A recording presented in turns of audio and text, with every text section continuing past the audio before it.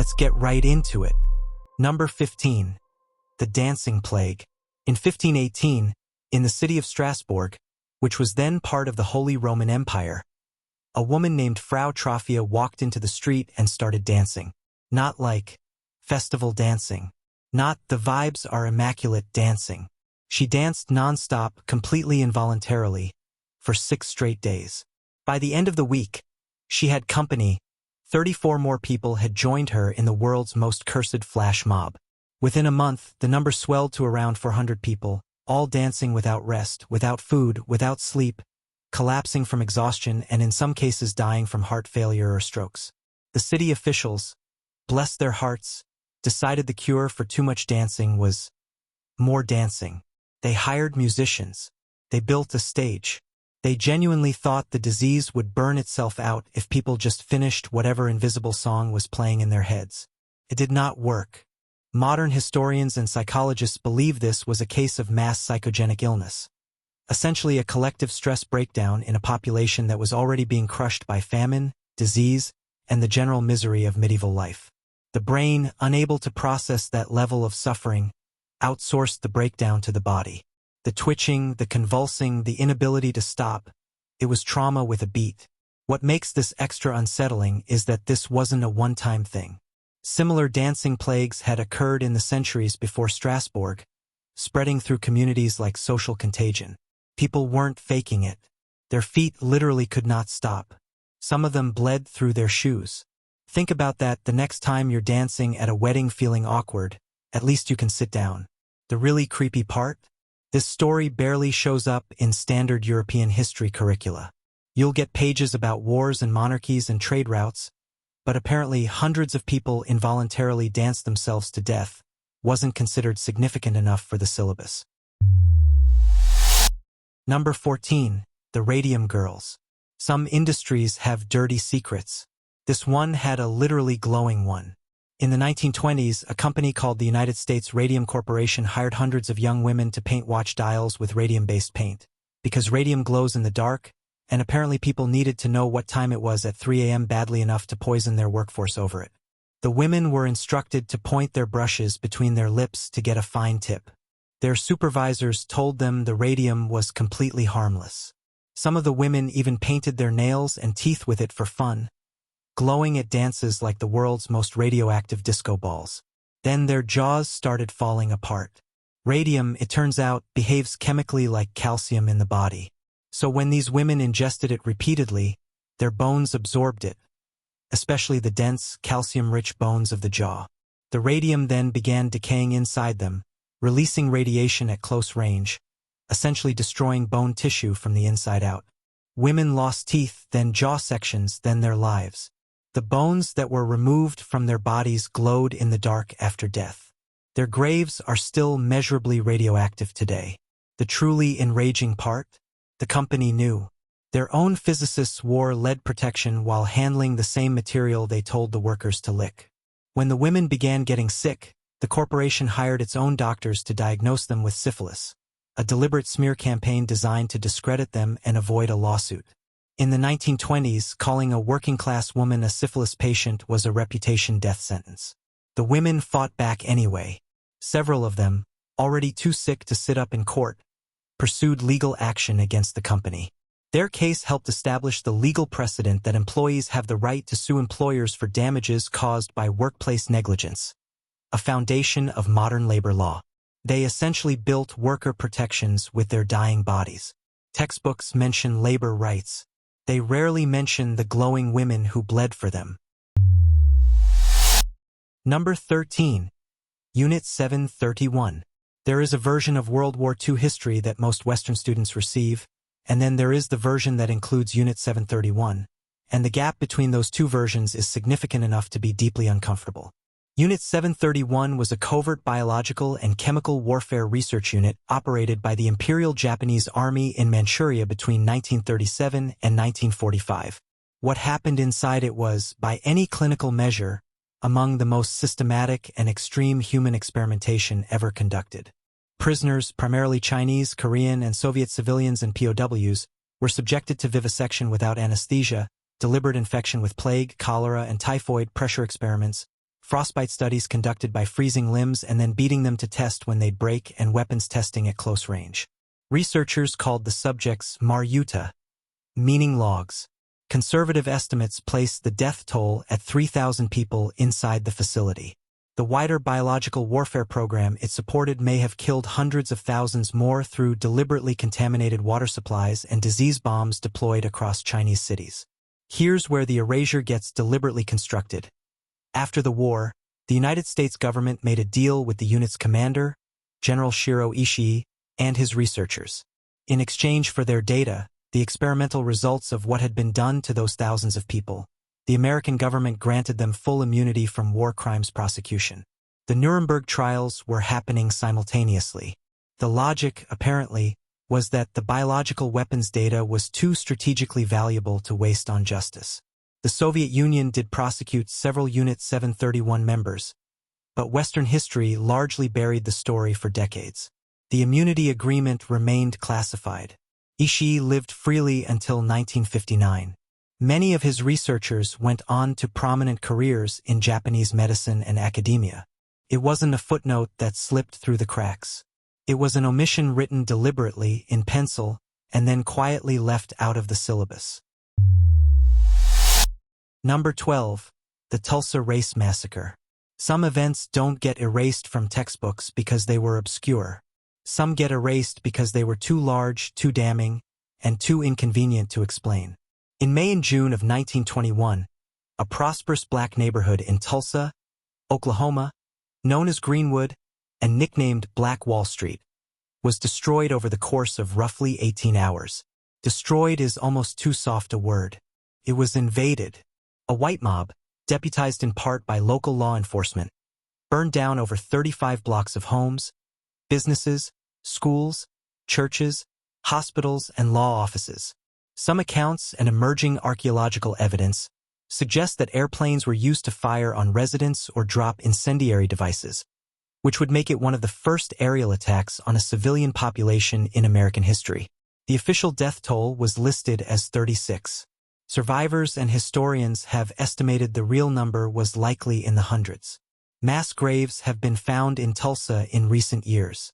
The bodies were quietly buried and the paperwork quietly disappeared. The trigger was an accusation, never proven, almost certainly false, that a young black man named Dick Rowland had assaulted a white elevator operator. What followed wasn't a riot in any spontaneous sense. It was organized destruction of a community that had built itself into one of the wealthiest black enclaves in the entire country. That prosperity was the point. It made people uncomfortable. So it was removed, and then the removal was removed too. For decades, the massacre was not taught in Oklahoma schools. Survivors were discouraged from speaking about it. Insurance claims were denied. The city didn't formally acknowledge what happened until 2001, 80 years later. Many of the children who lost everything grew up in a city that officially pretended their neighborhood had never existed. The reason it resurfaced at all is largely because of survivors who refused to stop talking, and researchers who refused to stop digging, sometimes literally. Number 11.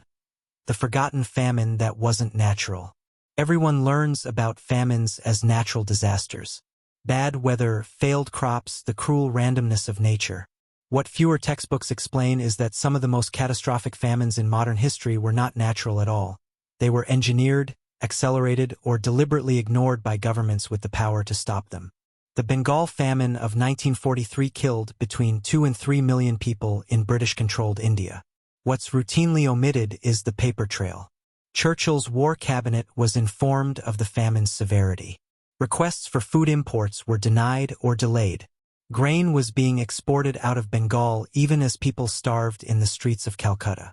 When the Secretary of State for India cabled urgent warnings, Churchill reportedly responded by asking why Gandhi hadn't died yet. Economist Amartya Sen, who later won a Nobel Prize partly for his work on famine, demonstrated that Bengal in 1943 had enough food to feed its population. The famine wasn't caused by a shortage. It was caused by distribution policies, wartime export priorities, and a colonial administration that ranked Indian lives somewhere below military logistics. Sen's core finding: famines in functioning democracies with free press essentially don't happen, because public pressure forces governments to act. Bengal had neither freedom of press nor political representation at the time, so nobody had to act, and they didn't. This gets soft-pedaled in British history curricula for reasons you can probably deduce without much help. The Churchill mythology is large, carefully maintained, and does not have a comfortable room for, and he may have contributed to the deaths of millions of South Asians by ignoring famine warnings. It doesn't fit the poster, so it gets quietly moved to the footnotes or the optional reading, or the unit that gets skipped when the school year runs long. 3 million people. Optional reading. Number 10. The syphilis experiment nobody warned you about. There is a version of medical ethics that gets taught in schools, the clean, philosophical version about consent and do no harm, and then there is the version where the United States government watched 400 black men slowly die from a treatable disease for 40 years and called it a study. The Tuskegee Syphilis Study began in 1932 in Alabama. The Public Health Service enrolled 399 black men who had syphilis and 201 without it, ostensibly to observe how the disease progressed. The men were told they were being treated for bad blood, a vague local term that covered everything from fatigue to anemia. They were not told they had syphilis. They were not told the study was observational. They were given placebos, ineffective treatments, and periodic checkups designed to look like care while providing none. In 1947, penicillin became the standard cure for syphilis. It was cheap, effective, and widely available. The researchers chose not to offer it to the men. The study continued. In 1972, 40 years after it began, a whistleblower named Peter Buxton leaked the story to the press.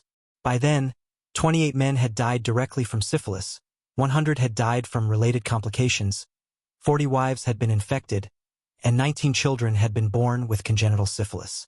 The study ended not because someone in charge developed a conscience, but because a journalist made it impossible to ignore. What makes this particularly difficult to file away as a historical aberration is how deliberately it was constructed. Researchers worked actively to prevent participants from receiving treatment elsewhere, including intervening to keep them out of World War II draft physicals that would have connected them with penicillin. This was not negligence. It had a budget, a team, and federal letterhead. The fallout was real. The study directly shaped the creation of modern informed consent law and institutional review boards. But the reason those laws exist is that the government ran a 4-decade experiment on human beings who trusted it and called the results science. That part tends to get a paragraph if it gets anything at all. Number 9. The country that sterilized its own citizens.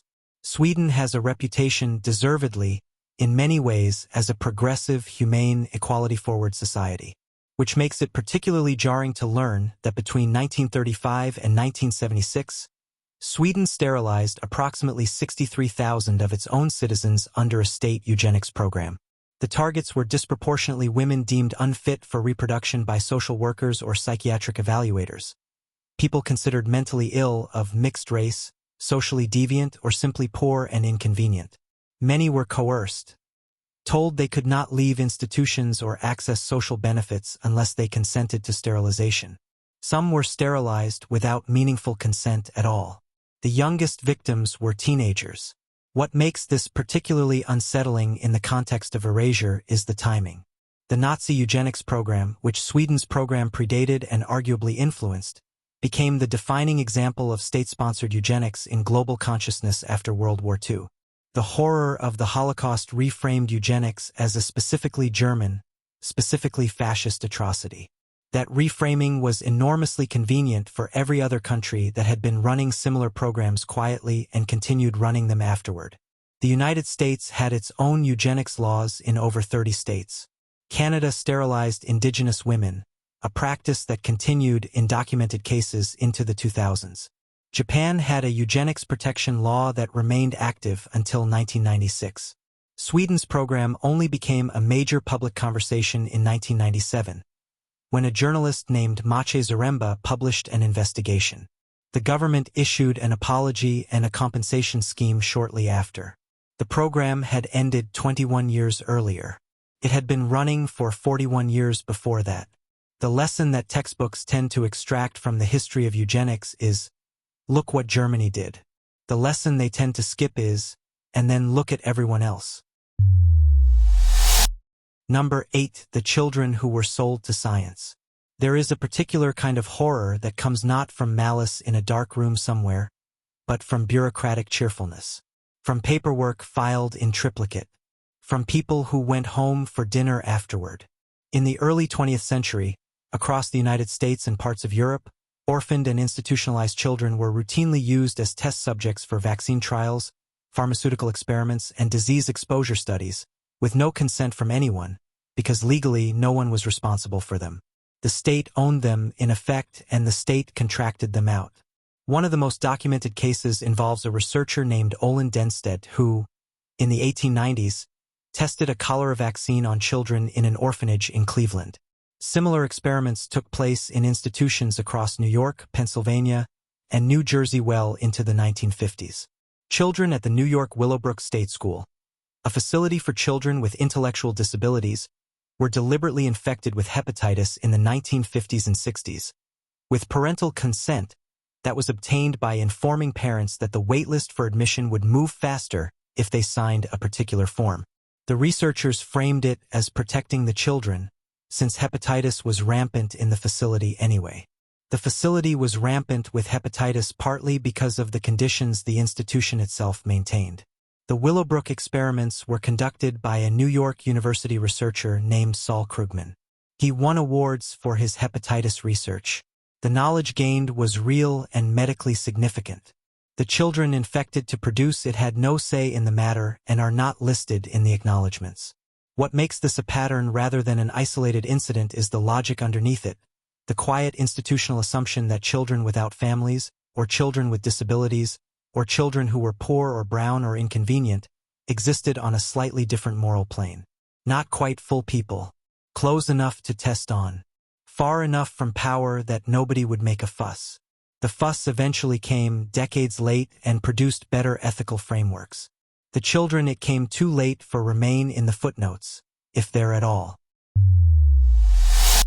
Number 7. The war crime that got a book deal instead of a trial. In 1969, a journalist named Seymour Hersh broke a story that should have functioned as a civilizational reckoning. On March 16, 1968, United States Army soldiers from Charlie Company entered the South Vietnamese village of My Lai and killed between 347 and 504 unarmed civilians, men, women, children, and infants, over the course of a few hours. Women were raped before being shot. Bodies were mutilated. A ditch was used as a mass grave. One soldier, Hugh Thompson Jr., landed his helicopter between the troops and surviving villagers and threatened to open fire on his own fellow soldiers if they continued. He was later harassed and received death threats for years after the war for doing so. The Army had already investigated and buried the story internally. It took Hersh's reporting, a year and a half later, to make it public. Of the 26 soldiers initially charged, exactly one was convicted, Lieutenant William Calley, who served 3.5 years of house arrest before being pardoned. 3.5 years of house arrest for the murder of over 300 civilians. He later gave a public apology in 2009, described in most coverage as long overdue and meaningful. He was not in prison when he gave it. What gets quietly minimized in the standard curriculum is what My Lai represented structurally, not just morally. Subsequent investigations, including the Winter Soldier hearings where Vietnam veterans testified to widespread atrocities, suggested that My Lai was not an aberration. It was a documented extreme of tactics and attitudes that were present across the conflict. That framing is significantly more uncomfortable than one unit went rogue, which is the version that tends to survive the editing process when textbooks go to print. The massacre gets a paragraph. The pardons get a sentence. The structural context rarely makes the chapter at all. Number 6. The Lobotomy Epidemic. At some point in the mid-20th century, a Portuguese neurologist named Antonio Egas Muniz developed a procedure for treating mental illness by inserting a thin instrument through the eye socket and physically scrambling the frontal lobe of the brain. He won the Nobel Prize for it in 1949. Let that sit for a second. The lobotomy became, for roughly 2 decades, an enthusiastically mainstream medical procedure in the United States, largely popularized by a man named Walter Freeman, who drove around the country in a vehicle he called the Lobotomy, performing the procedure in state psychiatric hospitals with the energy of someone who had discovered a really good sandwich and wanted everyone to try it. Freeman performed over 3,500 lobotomies in his career. He operated on children as young as 4. He once performed 25 lobotomies in a single day. The results were not what you'd call consistently good. Some patients were calmer afterward, which was the goal, technically, in the way that a broken smoke alarm is technically quiet. Many lost their personalities, their ability to form memories, their capacity for basic emotional response. Some died on the table. Some were left in states their families described as worse than the original illness. Rosemary Kennedy, sister of President John F. Kennedy, received a lobotomy at age 23 ordered by her father without her mother's knowledge. She spent the rest of her life, 64 more years, in an institution, unable to speak clearly or care for herself. The procedure fell out of favor not because of ethical outcry, but because antipsychotic drugs arrived in the 1950s and were cheaper and easier. The lobotomy wasn't abandoned on moral grounds. It was outcompete on logistical ones. What the textbook version tends to omit is the scale. An estimated 40,000 to 50,000 Americans were lobotomized, the majority of them women, many institutionalized not for severe psychiatric illness but for depression, anxiety, or simply behavior their families or doctors found inconvenient. The Nobel Prize has never been rescinded. Agos Moniz is still listed as a laureate on the official website, with a citation describing his work as one of the most important discoveries in medicine. The website does not mention Rosemary Kennedy. Number 5. The island that disappeared from maps. In the early 20th century, off the coast of Louisiana, there existed a small island called Alderniere, and then, more relevantly, a community called Last Island, which had been a thriving resort destination for wealthy Southern families before a hurricane in 1856 killed nearly half the people on it in a single night. That part is documented. That part is not the erasure. The erasure is what happened to the indigenous and Creole communities of Isle Jean Charles and dozens of similar coastal settlements in Louisiana over the following century. Communities that were not destroyed by a single dramatic storm but by the slow, grinding removal of land beneath their feet, accelerated by oil and gas industry canal dredging that ate through protective marshland, combined with federally subsidized levee systems that were built to protect some communities and routed water directly through others. The people of Isle Jean Charles, predominantly Biloxi Chittamash Choctaw, watched their island shrink from 22,000 acres in 1955 to roughly 320 acres today. 98% of their land gone within living memory. Not from a hurricane, from infrastructure decisions that treated their community as expendable buffer zone. In 2016, the federal government allocated $48 million to relocate the remaining residents, making them, in the language of climate journalism, America's first climate refugees. What that framing conveniently skips is that the climate wasn't the primary culprit. Industrial canal construction was. The oil companies that dredged those canals received contracts, tax breaks, and decades of regulatory cover. The people standing in the water received a relocation check and a news cycle. Textbooks that cover environmental history tend to frame land loss as a natural process. The permits, the lobbying, the decisions about whose wetlands were worth protecting, those live in the appendix, if anywhere. The island keeps shrinking. The paper trail stays dry. Number 4. The government that drugged its own citizens. Most people, if you ask them to imagine a government secretly administering hallucinogenic drugs to its own civilians without their knowledge or consent, would assume you were describing a villain's plot in a mediocre thriller. It is, in fact, a declassified program with a budget line and a project name. MKUltra was a CIA mind control research program that ran from the early 1950s through at least 1973. It involved over 150 human research projects conducted at universities, hospitals, and prisons across the United States and Canada. Subjects were given LSD, mescaline, barbiturates, and other psychoactive substances, frequently without their knowledge, while researchers observed the effects and explored whether chemical manipulation could be used for interrogation, psychological destabilization, or the creation of what internal documents called programmed behavior. One of the more documented cases involves a man named Frank Olson, a government biochemist who was dosed with LSD without his knowledge at a work retreat in 1953. 9 days later, he fell from a 13th-floor window in New York City.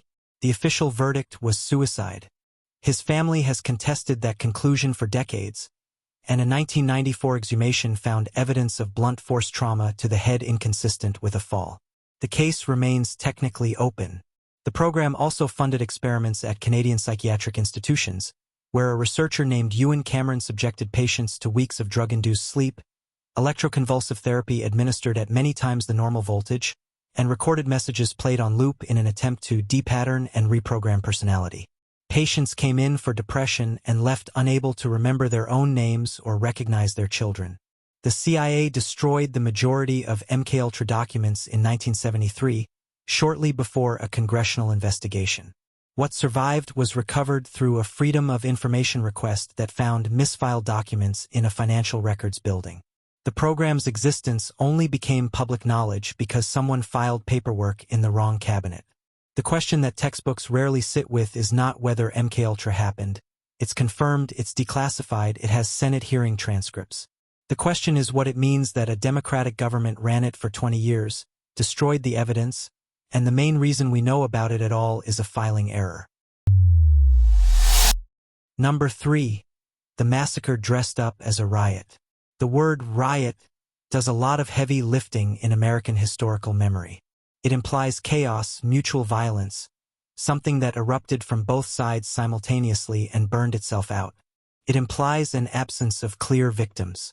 That framing has been applied deliberately and repeatedly to events that were not riots at all. They were attacks, organized and directional, with one community doing the attacking and another absorbing it.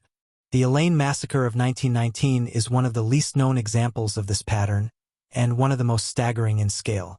In Phillips County, Arkansas, black sharecroppers had organized a union, the Progressive Farmers and Household Union of America, to collectively negotiate fairer cotton prices with white landowners. On the night of September 30th, a meeting at a local church was fired upon by white men, including a deputy sheriff. In the violence that followed, white mobs and eventually federal troops were called in. The official death toll listed 5 white men and 25 black people. Contemporaneous accounts and later historical research suggest the actual number of black people killed was somewhere between 100 and 240. Over 100 black men were arrested. 12 were sentenced to death. None of the white attackers were prosecuted. The trials lasted less than an hour each, conducted before all-white juries while mobs outside the courthouse shouted for executions. The convictions were eventually overturned by the Supreme Court in Moore v. Dempsey, a landmark ruling on due process, but the ruling, like the massacre that produced it, is not a standard entry in the history curriculum. The event was classified in newspapers of the time as a Negro uprising. That framing stuck for decades. The word massacre only began appearing in mainstream historical writing relatively recently, after researchers spent years reconstructing what the original records had been arranged to obscure. Language is the first tool of erasure. Call it a riot and history files it under chaos. Call it what it was and history has to answer for it. Number 2. The stolen children nobody talked about. Between 1910 and 1970, an estimated 100,000 to 330,000 Aboriginal and Torres Strait Islander children were forcibly removed from their families in Australia by government authorities and placed with white families or in institutions. The policy was not incidental or localized. It was federal. It was funded. It had manuals. The stated justification shifted over the decades. Sometimes it was framed as child welfare, sometimes as assimilation, sometimes with language so clinical it required translation to understand what it was actually describing. What it was actually describing was the deliberate destruction of cultural continuity across generations. Children were forbidden from speaking their languages. Contact with family was restricted or severed entirely. Many were placed in domestic servitude under the cover of training. Abuse in the institutions was widespread and documented. The people who lived through this and their descendants are known today as the stolen generations. The psychological damage cascaded. Children who had been removed raised their own children without having been raised themselves, in a cultural and familial vacuum that was manufactured by policy. Rates of trauma, Mental illness and suicide in Aboriginal communities today are directly traceable, by researchers and survivors alike, to the removal program and the intergenerational wound it opened. Australia's government formally apologized in 2008 under Prime Minister Kevin Rudd. The speech was broadcast nationally. People wept in the streets. It was a genuine and meaningful moment of public acknowledgement. What it was not was reparations. What it was not was a line item in the standard school curriculum for most of the preceding century. What it was not was something most Australians knew in detail before the apology forced it into public conversation. The removal program ended within living memory. The people it happened to are still alive. And for most of the time it was happening, the country it happened in described itself in textbooks and public life as a fair, modern, democratic society. Both of those things were true at the same time. That's the part worth sitting with. Number 1. The comfort women and the diplomatic silence. Some historical erasures happen because the record was destroyed. Some happen because no one wrote it down in the first place. And some happen because two governments looked at each other across a negotiating table, calculated the cost of honesty, and agreed that certain women's lives were worth less than a functional trade relationship. During World War II, the Imperial Japanese military operated a system of sexual slavery across occupied territories in Asia, Korea, China, the Philippines, Indonesia, and elsewhere. Women, many of them teenagers, were recruited through deception or outright abduction and forced into comfort stations, military brothels where they were raped repeatedly, sometimes by dozens of soldiers a day, for the duration of their captivity. Estimates of the total number of women enslaved range from 20,000 to 410,000, with the variation itself reflecting how thoroughly documentation was destroyed and how little effort was made to reconstruct it. The survivors, known as comfort women, a term so sanitized it functions almost as a second violation, began speaking publicly in the 1990s, decades after the war ended. Many had spent 50 years in silence, carrying shame for something that was done to them, in countries whose cultures made that silence feel like the only survivable option. What followed their testimony was not a clean reckoning. Japan and South Korea negotiated agreements in 1965 and again in 2015 that resolved compensation claims in terms of government-to-government finance. Money exchanged at the diplomatic level, with language about the issue being finally and irreversibly resolved. Many survivors rejected the 2015 agreement entirely, because they were not consulted in its construction and because the Japanese government's acknowledgments were hedged, partial, and followed almost immediately by statements from officials that contradicted them. In Japan, the comfort women system remains a live political controversy rather than a settled historical fact. Textbooks have cycled through inclusion and removal depending on which government was in power. Nationalist groups have lobbied against memorials in other countries, including successfully pressuring the removal of a comfort women statue in San Francisco. The statue in question depicted a young girl sitting in a chair, and it was treated as a provocation. In South Korea, the surviving women, their numbers dwindling to single digits now, most in their 90s, have held weekly protests outside the Japanese embassy in Seoul every Wednesday since 1992. They have not missed a single week in over 30 years. They stand there with signs, in wheelchairs sometimes, asking for acknowledgement that does not come packaged in diplomatic conditions and expiration dates. The Wednesday demonstrations are the longest-running protest of their kind in the world. They are attended, most weeks, by a small crowd and a few cameras. They are not, in most curricula, something students are expected to know about. The women who started them are almost all gone now, replaced by younger activists and supporters carrying the same signs in the same spot. There is something specifically cruel about a historical erasure that the victims are still alive to watch happen. To have survived what they survived, and then to spend the rest of their lives explaining to a world that keeps misfiling the paperwork that it happened at all.